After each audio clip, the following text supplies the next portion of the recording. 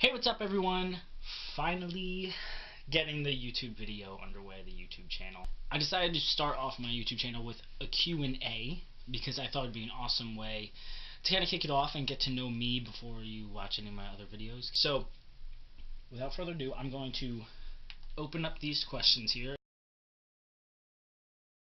Do you have a job? No. No, I really do. Right now, what I'm doing, because I was home on leave for my top surgery from school, I work at a restaurant called Global Palette, and I'm a dishwasher there, but mostly what I do is gardening, and she has me like paint some of the back rooms and stuff that need to be repainted because she knows I like spending time out of the kitchen more than in the kitchen. So I do have like dishwashing shifts, but right now doing stuff like that. But I'm going back to school actually in the next like 2 weeks to finish up my degree in outdoor rec. I'm just doing an internship this fall semester, so I'm really excited about it. Internship at Outdoor Pursuits at SUNY Cortland, and I am thrilled. How many countries have you visited? Do you know some Spanish? Unfortunately, I have not visited any other countries. I've been in the U.S. my whole life. Um, with that being said, I really want to travel. That is the goal. I want to travel the whole U.S. and I also want to get out and see the world. I'm actually planning on changing my license soon and then getting my passport following that. So hopefully soon I will be traveling because that is really the goal. I really just really want to see the world and different cultures and different people and just be out there learning from experience. As far as Spanish words go, me llamo Court. Probably not the best pronunciation, but let's see. La Piscina, Biblioteca. That's in a lot of movies. Library, in case you didn't know. No. I don't know a lot of Spanish anymore, but I used to. I did Spanish all throughout high school, college Spanish in high school, and I was pretty good at it actually. But because I took all of that in high school, which is now like 5 years ago, um, I stopped using it. So unfortunately, I don't know as much Spanish as I used to. But what can you do? Maybe I'll get back into practicing it, especially for when I travel. Did you play a sport as a child slash teen, and was it hard to deal with once transitioning? I did play sports. Well, for a long time. I started out doing kinder tumbling. Hi, Sam. Um, no, but my mom put me and my sisters in like this kinder tumbling thing, so I did like a little like kinder tumbling dance class.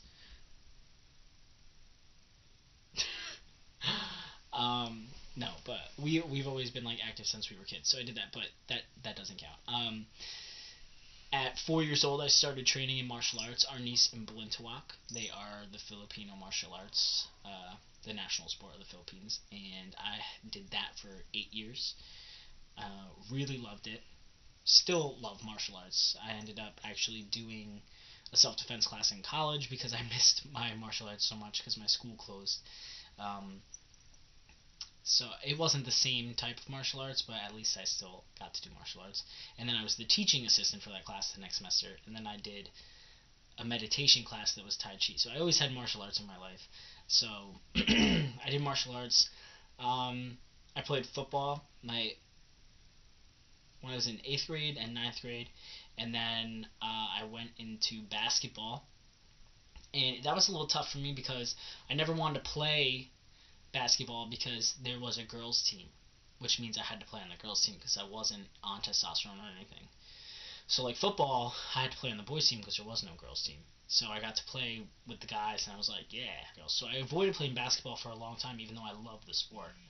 So I broke down after my friends were like, come on, Court, like, just come try out. And I was like, all right, like, I guess I will. And I loved it. And playing for all 4 years of high school, Section 9 champs. Boom. Um, but I was playing on the girls team, and it kind of was difficult, but it wasn't as difficult as my second year in football. Because for some reason, the coaches and the guys have a really hard time just being like, oh, you're a player here to play football. And for me, that was like frustrating. Whereas I went on to the basketball team, and I found through my experience that girls are just in general more accepting than guys are in general, and that's from my personal experience. I'm not saying that's like a whole world experience. Um, but I went there, and they knew how I identified. I had hairy legs. I had like, I had short hair, and I was just another player. Same with the coaches, because like on football, the coaches and the kids all kind of like didn't know what to do. It felt like when I got to high school, my modified team was great, but when I got to high school, they didn't know what to do. So like it was weird. And so when I went into basketball and I found a team that was like, you are a player, you are here to get better in this sport, you're here to play this sport, and that's that, regardless of how I identified. And so I actually enjoyed that a lot. A lot more. And like, even though it was with girls, I don't care, girls, guys, like I'm friends with anybody. It doesn't have to be one way or another. So like, I had so many friends on that team, and I had so much fun playing with all of them, especially because like there was 8 of us who played in my grade. So the team that I was on was majority played with a lot of my friends, and so like when we all played for years together and then graduated together, and it was just really awesome, really nice. And we played summer leagues all together to keep up our skills for when our season rolled around. So we were all very close, and I miss it a lot. In terms of, was it hard like when I transitioned? It was frustrating because I went to college, and then there's a bunch of other stuff that kind of goes into it in terms of like, well, it's NCAA gets involved, um, the club rules, if it's a club sport, gets involved, like, do you have to be like, or I wanted to try and play rugby, and it's like, I guess the USA rugby rules were, there was stuff going on where it's like you have to be on testosterone, or you have to be on like your hormone for a certain amount of time, you have to have, all your documents changed, you have to have like your surgery done. I'm like, I'm not gonna have all this done by the time, you know I can play in college. Like, it's just unrealistic. So it was really tough, because it was frustrating, because I really, ever since basketball, I've loved to compete. I love competing. Um, it's just part of like my nature. I really enjoy playing a sport. Do you like to read? If you do, what interests you? Huh. Okay. Um, I actually don't like to read. I'm sorry. No, I have like a love-hate relationship with it. I have a really hard time concentrating. My family swears I'm undiagnosed ADHD, and luckily the way I've actually like controlled it myself is through diet, exercise, and sleeping right. Still have it going on a little bit, but it's definitely more under control. Because of those things I worked on. So it's like very hard for me to concentrate when I read. I have to be like in a room completely by myself. Um, no TV, no like even background noise, because I get distracted. I'm like listening to everything that's going on, like the pen clicking or the dishes or the TV on, and like it's just too much and I can't concentrate. So because of that, I never liked reading, because it took me forever to read. There are some things, however, that I will sit down and read, especially if I'm in the mood. Um, some of those things being, I love like fitness magazines, like stuff that could help me with my diet or like working out and stuff like that. I got a national parks book that I'm looking to like read little by little. It's a little thick because it's all the national parks, so little by little. Um, some John Muir books I have that I enjoy reading every once in a while, and actually, believe it or not, I also like. It sounds weird, especially for a 23-year-old man, but kind of like the teen books that are written by like John Green, like Paper Towns and Looking for Alaska. I liked those books; those were good. So I have those up there. So stuff like that I like to read if I can like concentrate and I have to really really be in the mood. But I don't really like reading overall, just because I can't concentrate enough to like really enjoy it. Christmas or Thanksgiving? Hmm. This is a tough question, honestly, because they're two amazing things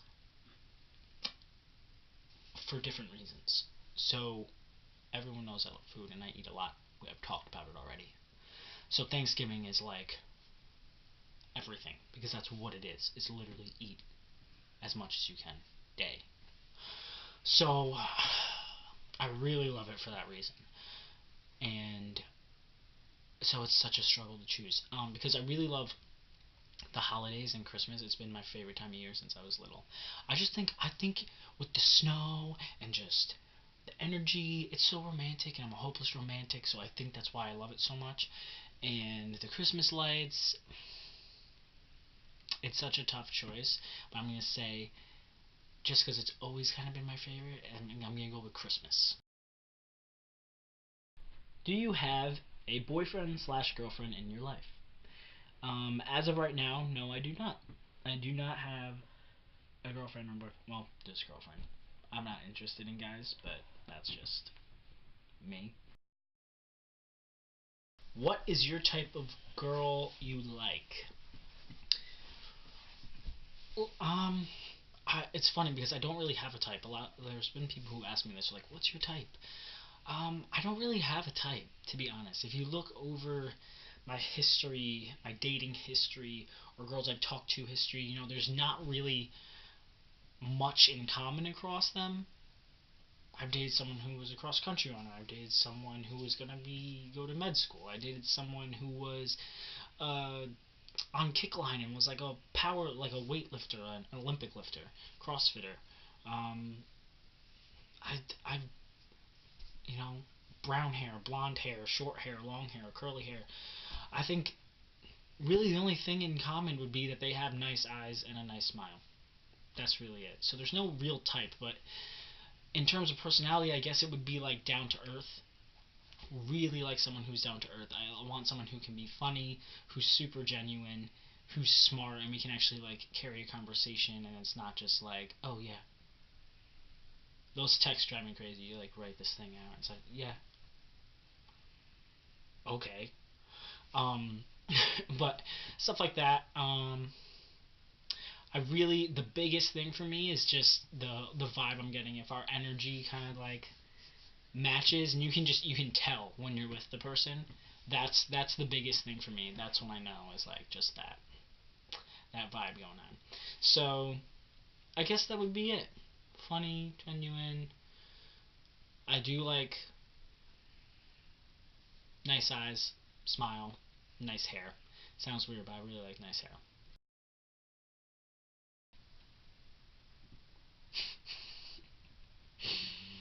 Jamie Bucci, who was your most fun roommate in college? Oh my god, Jamie, I love you. Let's see. My most fun roommate in college. I don't know. Jamie Bucci, maybe? No, she really was. Super fun, though. I can't just pick one. I had so many great roommates in college, especially at 94G, Jamie. Um, Stacy, Leah, Nance, Jamie, Carrie Steyer. Oh, I love them all. Taylor, Meg. I can't pick just one. Favorite song or the song you listen to when you're sad?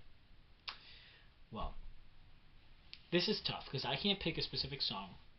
One, because there are so many good songs out there that it's just too hard to choose. But two, because it really depends on my mood. Different mood, different music. But I have to say, two of my favorite artists that I could constantly listen to are Ed Sheeran.